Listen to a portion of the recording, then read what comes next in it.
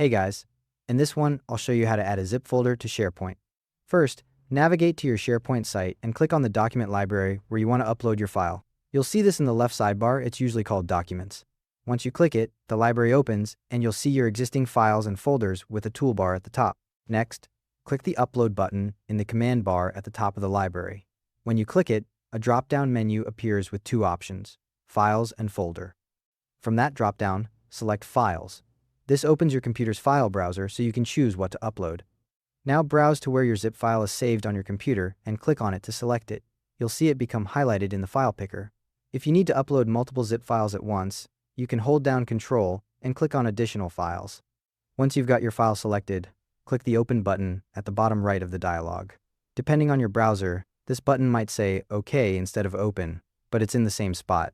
The dialog closes and your upload starts. If it's a large file, you'll see a progress bar showing the upload status.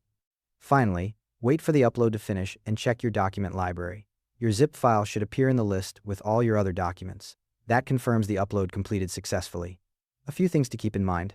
SharePoint doesn't automatically extract zip files. The zip stays as a single compressed file in your library. If you need people to access the individual files inside, you'll have to download the zip, extract it on your computer, and then upload those files separately. Anyone with the right permissions can download the zip file directly from SharePoint. If you're uploading a particularly large zip file or multiple files that add up to a large total size, you might run into timeout errors or file size limit issues. SharePoint also has a path length restriction. The total file and path length can't exceed 400 characters. So if your zip file has a long name or you're placing it deep in a folder structure, keep that in mind. Also worth noting, while SharePoint can preview many file types directly in the browser, zip files over 2 GB won't preview. The file will still upload and download fine, you just won't get the browser preview option.